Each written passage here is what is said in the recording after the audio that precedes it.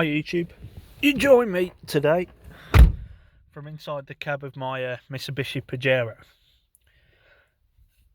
I'm talking today about snorkels.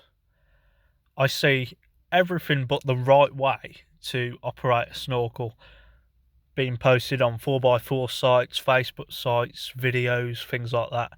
I see snorkels facing left, right, backwards, everything but their original design.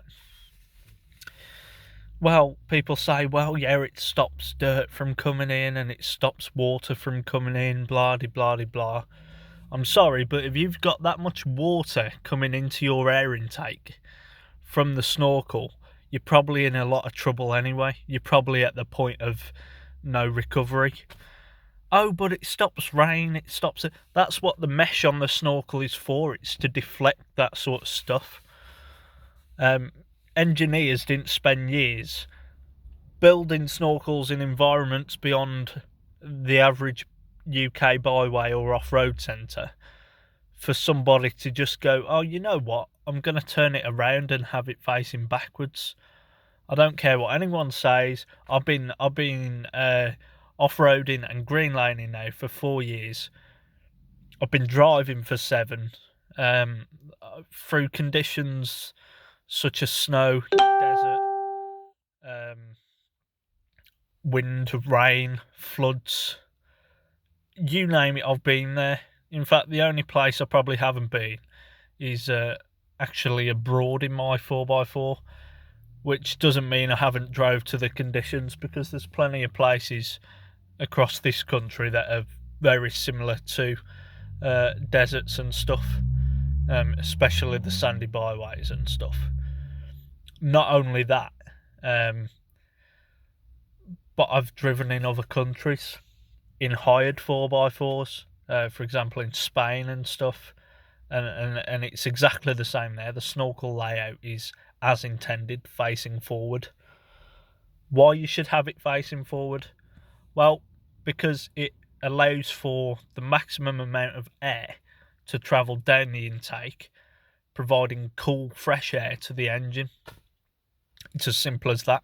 By putting it to the rear, you're not having a constant flow of air when you're driving. You're having a backlog of air, perhaps ventilate, so it's circling around the rear. So some of it's going in and then some of it's just circling, sort of like a hydro lock effect. It's just there. You run it through an air tunnel, you'll understand. I'm not really that scientifically fussed about what I'm talking about. Now, there's a few occasions recently where I've seen having a snorkel backwards would be a benefit, but really, if you're driving through that terrain, just get some bush cables. And that, because I was driving down a lane once and I'll show you what I'm talking about. The snorkel here, it flipped it all the way to the right, so it's facing that way. A way to get rid of that issue is by just buying some bush cables. There is a good way to have the snorkel if you're through that terrain all the time. Just have it slightly angled inwards. That way it's still getting fresh air and it's not particularly hindering the airflow. Iceland guys just turned up.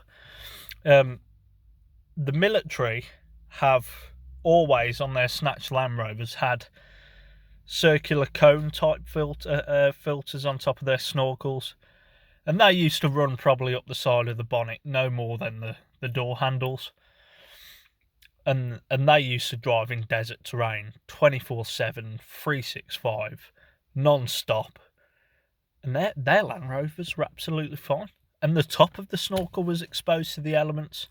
Same principle. If they're designed that way, leave them alone. By putting your snorkel to the rear, you're only stopping the design for what it's meant to, for what engineers have been building it for. Know what I mean? So that's my opinion on snorkels. Leave them as they are. Jobs are good. Thanks for watching. Please comment, like and subscribe for more.